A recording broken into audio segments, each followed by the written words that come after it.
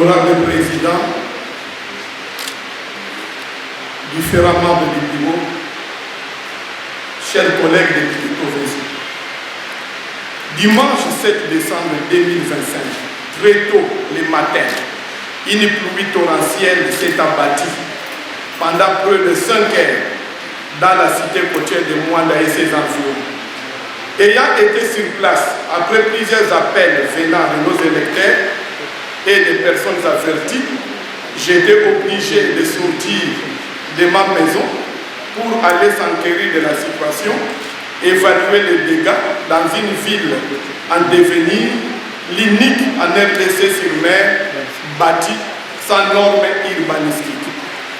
Partout où nous sommes passés, dans les coins tels que Makelekese, Foussia, Mabek, Itondembeleka, Camp Réfugié, Mavallé, Nkelekete et Avenue Momo, derrière le complexe scolaire des jeunes champions 2, nous avons noté la désolation, les pleurs, plusieurs maisons écroulées, des familles entières en fuite, des écoles paralysées à cause de l'inaccessibilité, des familles bloquées dans leurs maisons sans issue de sortie.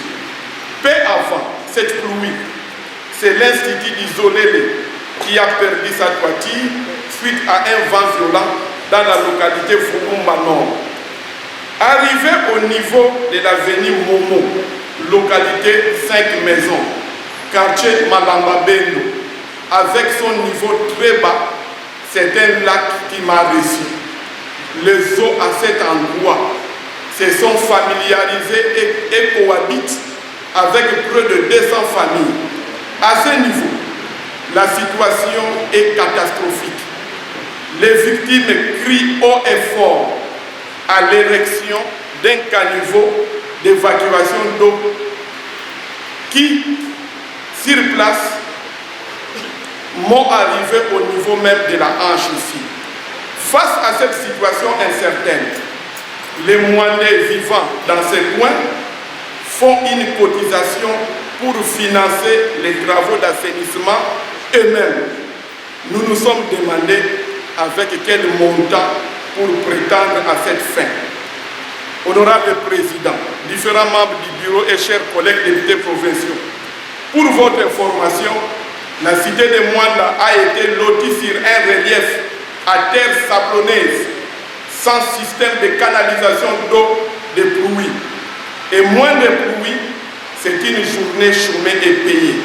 On ne sait pas sortir de sa maison et pour accéder même au marché central de Mwanda, quoique réhabilité par Pérenco, République démocratique du Congo, nos mamans se chaussent en sachet, fouillant la santé et les infections. C'est ça la malédiction pétrolière dont on parle. La vache qui produit du lait n'est pas toujours nourrie par son maître. Nous en appelons, honorable Président, à une prise de conscience de l'exécutif provincial en dépêchant une mission d'évaluation, faire les études, débloquer les ressources en construisant des caniveaux collecteurs d'eau de pluie dans tout Mwanda et sans oublier la stabilisation de nouvelles érosions. Faisons quitter les Mwandais dans les injustices. Servons la ville au prorata de sa contribution au budget provincial, mais aussi national. C'est ce que demande la population du territoire de Mwanda. Avant de venir ici dans le couloir, il y a l'honorable Gustave Moyo, notre collègue de Mwanda, qui m'a soufflé une information. Il y a une ville morte déjà programmée à Mwanda le lundi prochain. Pourquoi ville morte? Le colonel Tab de la police nationale congolaise, qui était en suspension, venait d'être réhabilité. Et la population n'en veut pas. C'est pourquoi les jeunes, les organisateurs ont convoqué une ville morte. S'il faut déjouer à cette situation, honorable Président, je pense que le colonel Tab doit être interpellé ici à Matadi. J'ai dit merci.